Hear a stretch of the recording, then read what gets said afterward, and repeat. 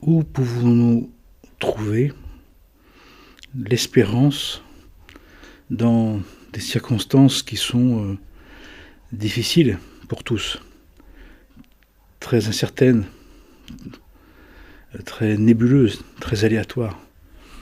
On sent bien que on est tous plus ou moins perturbés par le fait que l'ordre général est déstabilisé. Eh bien, l'espérance que les choses peuvent encore et toujours changer, s'améliorer, que l'on peut ne pas rester à un constat qui peut être très déprimant. Pourquoi on peut espérer le meilleur?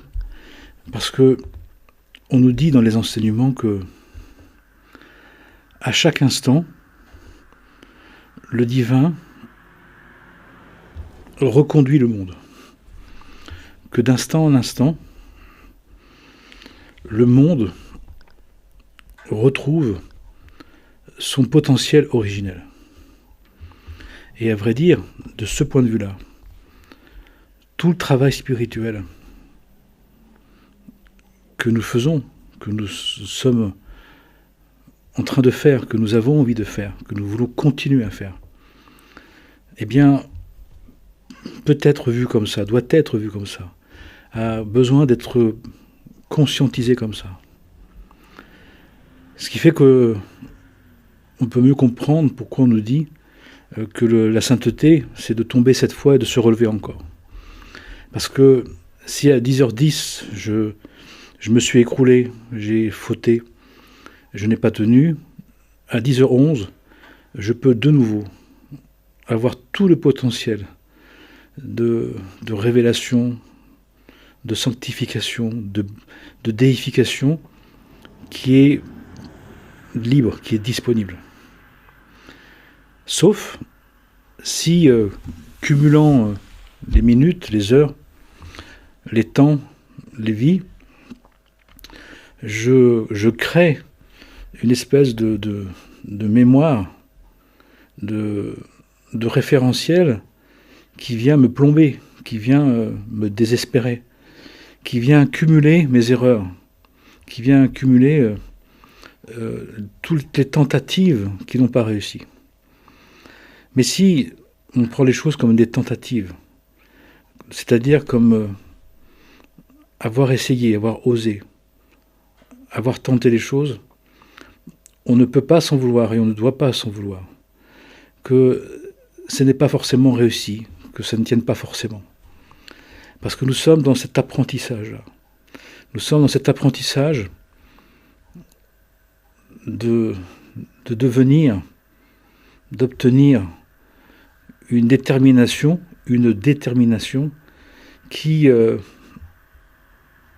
se renouvelle sans cesse, qui se présente sans cesse, parce que à chaque instant, à chaque inspire, à chaque expire, à chaque respiration, il y a le souffle originel, le souffle d'avant la chute, d'avant la faute, d'avant la chute, d'avant l'exil, qui est présent.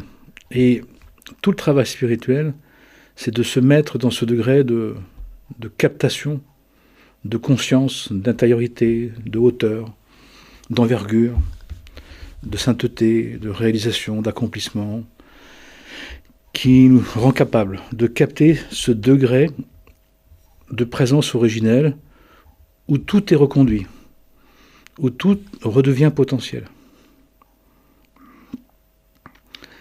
Et c'est un travail de conscience. C'est un choix volontaire.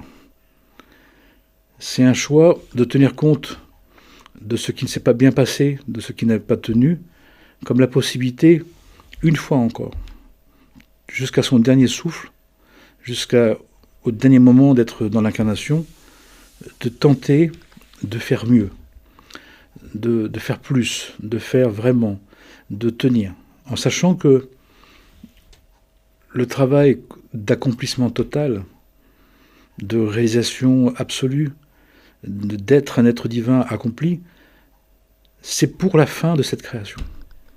Ce ne sera pas avant la fin de cette création. Donc il n'y a pas à se mettre la pression, il n'y a pas à s'en vouloir, il n'y a pas à se martyriser, comme je vois, se mortifier, en voulant soit que les choses deviennent définitivement dès maintenant, ou que notre accomplissement se fasse avant la fin de cette création. Je n'ai pas dit avant la fin de ces temps, qui ne sont qu'un épisode, de ces temps anciens qui se terminent.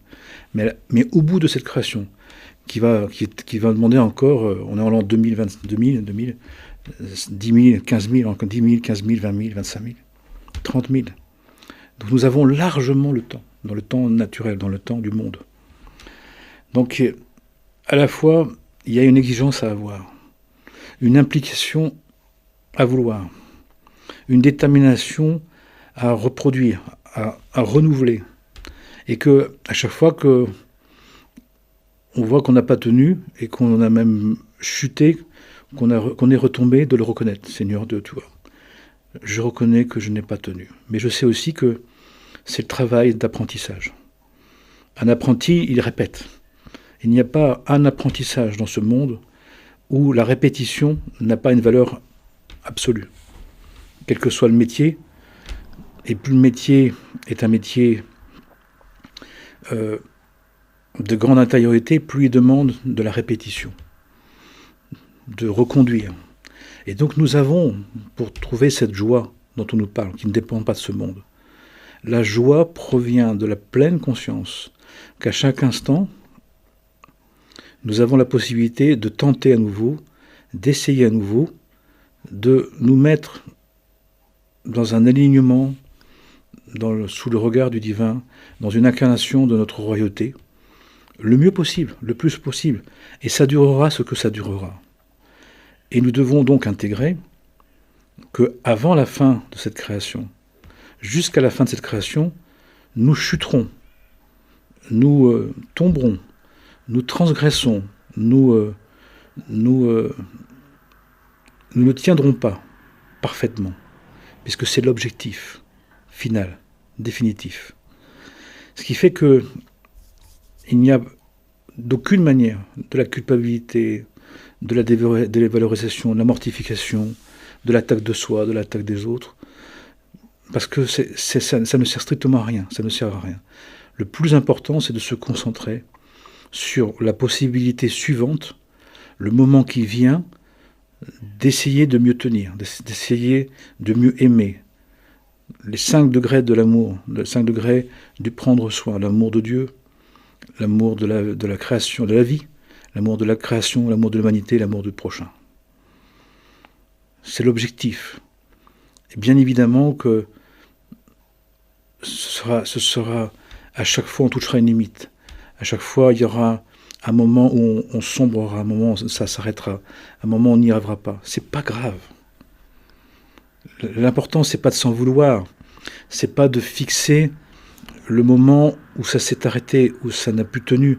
C'est de dire, je me prépare au moment suivant où je vais être en capacité de nouveau, d'avoir la possibilité de nouveau d'essayer de mieux me conduire.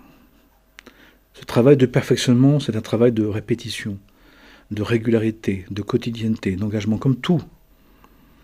Tous les grands artistes, tous les grands musiciens, tous les grands génies, tous les grands de tout, tous les jours, ils s'y consacrent. Ils pensent à ça, ils vivent pour ça, ils se consacrent, ils sont omnibulés par ça.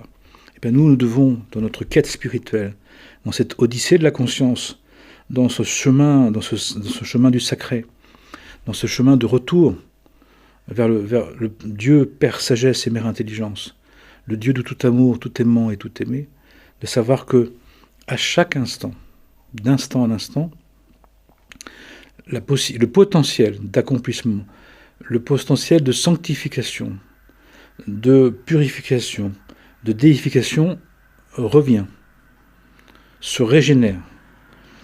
Dieu, on dit que le divin, dans l'évangile de Thomas, apocryphe, comment on dira que tu es ? Vous direz que je suis un mouvement, un repos perpétuel.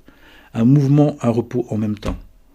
À chaque instant, il y a un mouvement, un repos. À chaque instant, il y a une fin et un début. une vie éternelle, infinie, naissance et mort l'une avec l'autre, fin et recommencement, début et accomplissement, étape acquise, en haut d'une étape, en bas de la suivante.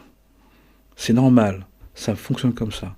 Et donc nous devons le savoir pour complètement nous défaire, nous désencombrer de toutes ces manières agressives, de s'agresser, de se violenter, de s'en vouloir. Parce que l'acquisition, le divin nous propose dans cette incarnation d'acquérir par un travail conscient notre royauté. Pourquoi ? Pour qu'elle nous appartienne. Pour qu'elle nous appartienne définitivement. Et que ce qui est acquis dans une vie se poursuit dans cette vie ou dans les mondes spirituels. Mais c'est un acquis définitif. Un acquis conscient est un acquis définitif. Ce qui fait que nous sommes là pour incarner le Verbe, nous sommes là pour devenir. Nous sommes là pour essayer, à chaque fois en incarnant le Verbe, de le tenir, de le maintenir, de le garder, de le conserver. Il est inévitable sur le chemin, dans le christianisme, c'est le chemin de croix, de porter sa croix. On tombe, c'est lourd, c'est pesant. On monte vers le Golgotha, c'est une montée, c'est une difficulté, une charge lourde, un poids serré dans une montée. Ça dit bien les choses. Et donc, inévitablement, à chaque fois, on tiendra un peu mieux, un peu plus, un peu plus longtemps. Et puis ça s'arrêtera, ça tombera. Et là, nous devons juste le constater. Et de dire, bon, j'ai réussi comme ça, jusqu'à là, autant de temps, de cette manière-là. Ça s'arrête, ça s'épuise. Je n'ai pas à me martyriser, je n'ai pas à m'en vouloir, je n'ai pas à m'accuser, je n'ai pas à me détester, je n'ai pas à accuser qui que ce soit, je n'ai pas à me dévaloriser, à me mortifier, à me traumatiser. Ah, ben je suis en apprentissage de toute façon. Et mon désir d'apprentissage est toujours intact. Mon désir de continuer, de reprendre, de recommencer est intact.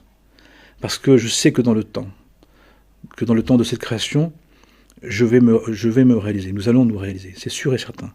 Tout est déjà accompli potentiellement. L'accomplissement est potentiellement disponible pour tous à chaque instant. C'est seulement nous qui arrêtons, c'est seulement nous qui, à un moment donné, faisons une conclusion définitive, mortifiante, culpabilisante, dénigrante. Mais ça n'a pas lieu d'être. Chaque instant porte le souffle de l'origine, le souffle originel, porte l'infini, porte l'éternel, porte une dimension du sacré qui nous permet de nous renouveler, de recommencer. C'est pas simplement de recommencer comme si on avait une chance de plus, c'est de recommencer parce que nous sommes revenus. À chaque instant, il y a tout ce qui s'est passé, c'est déjà terminé. Tout ce qui s'est passé, c'est déjà inclus. Tout ce qui s'est passé est déjà fini. Et nous pouvons donc, d'instant en instant, nous mettre dans cette dimension-là. Et c'est une mentalité à développer. C'est une conscience à mettre en place. C'est une conscience de l'espérance, une conscience du souffle de vie éternel et infini qui existe d'instant en instant. Qui fait qu'à chaque instant, à chaque moment, nous pouvons reprendre, recommencer, poursuivre, accentuer, mieux accomplir. Tranquillement. Nous avons tout le temps pour le faire. L'idée, c'est de ne plus perdre de temps à s'en vouloir, à se maudire, à s'attaquer, à être dans une haine de soi, une de l'autre, dans la culpabilité, dans l'attaque. Parce que c'est une manière de dire que on croit que le divin nous a condamnés, que le divin nous a fixés, que le divin nous empêche de continuer. C'est de penser que le divin, que sa miséricorde et sa compassion n'est plus infinie. Comme si on laissait entendre que le divin, finalement, ne nous donnait pas la possibilité de recommencer, de poursuivre. Ce qui est faux. Le divin n'est pas là pour nous accabler, ni pour nous juger, ni nous condamner. Il est là pour nous donner la possibilité de nous convertir, c'est-à-dire de revenir vers le divin, de nous aider à revenir vers la conscience, et une conscience, une réalisation consciente de notre potentiel, de l'accomplir, de devenir des êtres royaux. Donc le divin n'est pas là pour nous empêcher, nous condamner ou nous fixer, il est là pour toujours de nous donner la possibilité.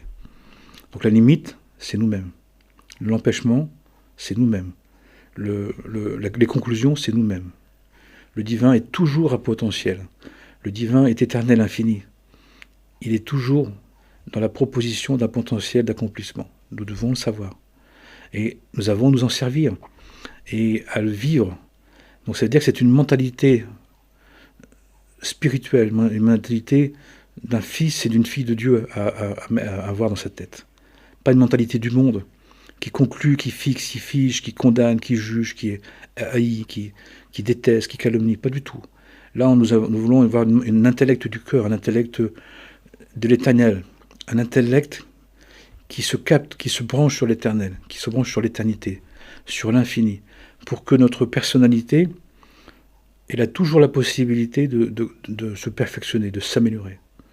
Et les maîtres disent, les pères disent, que les mères divines disent que le perfectionnement est infini. Donc nous pouvons toujours faire mieux, nous pouvons toujours avoir l'occasion de réouvrir la porte, nous pouvons avoir toujours l'occasion de développer des mérites, de recevoir des bénédictions. Encore une fois, la limite, c'est notre conception de notre personnalité qui peut trop vite fixer, conclure, parce qu'il joue sa valeur, parce qu'il joue son idée des choses, parce qu'il joue sa limite de sa compréhension. C'est dommage. C'est dommage. Et ça peut nous entraîner vers de l'amertume, de la dépression, de la haine de soi, de la haine de l'autre, de tout ce qu'on voit actuellement. Comme si les choses étaient finies, étaient foutues, étaient fixées. Jamais, jamais. À chaque instant, le monde redevient tout nouveau. À chaque instant, le monde a son potentiel originel qu'il se présente. Nous devons le savoir pour nous connecter et vivre de cette dimension-là qui nous est disponible. C'est une mentalité à développer par une conscience de cette vérité, pour faire en sorte que, avec nous-mêmes, avec l'autre, dans notre regard sur nous-mêmes, avec l'autre, je regarde sur le monde, sur la vie, sur l'existence, sur les situations, de ne pas fixer, de ne pas figer, de ne jamais être définitif, de ne pas conclure que c'est plus possible, que ça ne sera jamais possible, que les choses sont inévitables. Non. Le divin, à chaque instant, nous repropose la voie royale, celle qui nous permet de ne plus avoir besoin d'avoir la douleur des épreuves, ou d'avoir et parce que tout simplement, on se met dans le degré de conscience, et le degré de conscience incarnée, qui fait que on ne doute pas un instant, et on vit d'instant en instant le potentiel originel avec lequel le divin nous a créés. Et ce potentiel, nous l'avons en nous, en chacun d'entre nous. Ne cherchez pas à l'extérieur. Là, si on vous dit qu'il est là ou là, n'y allez pas. C'est en nous. C'est-à-dire dans la conscience. La conscience que sa présence est permanente et qu'elle est originelle, qu'elle se renouvelle d'inspiration en inspiration. Qui fait que nous avons une espérance totale que tout est possible, que rien n'est figé, rien n'est fixé, que ce qui est prévu, ce qui est prévisible, ce qui est envisagé peut être changé, peut être complètement transformé. Mais ça demande d'oser le penser comme ça, et de l'agir comme ça, et de le vivre comme ça. Ça dépend donc, encore une fois, le divin nous propose, et on dispose, à vrai dire. Nous avons cette liberté, ce libre arbitre, de nous souvenir, de nous rappeler sans cesse, et de garder dans notre conscience que, à chaque instant, le souffle divin originel est disponible. À nous de le désirer pour le capter, et de le capter pour le vivre, pour l'incarner, et de l'incarner, et de l'incarner, de le rayonner pour changer ce monde. Et de faire en sorte que ce que nous devons devenir tous, ce que nous devons comprendre, se fasse avec la plus grande douceur, la plus grande facilité, la plus grande aisance, sans à-coups, sans violence, sans douleur, même sans souffrance bien sûr, mais même pas sans douleur, même sans douleur, avec une facilité incroyable. Que la naissance d'en haut, pour chacun et chacune et pour les nations, se fasse dans une facilité, dans une tranquillité, où il y a une glorification du Saint-Nom, parce qu'il y a une telle joie, une telle facilité, un tel émerveillement individuel et commun, que justement tout roule et tout se passe avec grande miséricorde, grande compassion, grande joie, grande paix et grande vérité. Amen et Amana. Je nous rappelle que nous sommes jeudi soir, dernière vidéo pour cette semaine, avant l'entrée du vendredi midi à samedi soir dans le temps de retrait monacal que notre âme a besoin de se retirer du monde et de se mettre dans ce temps monastique, ce temps monacal, ce temps de la grande intériorité pour se régénérer, à la fois pour faire la synthèse de la semaine et de préparer spirituellement parlant la semaine suivante. Amen et Amana.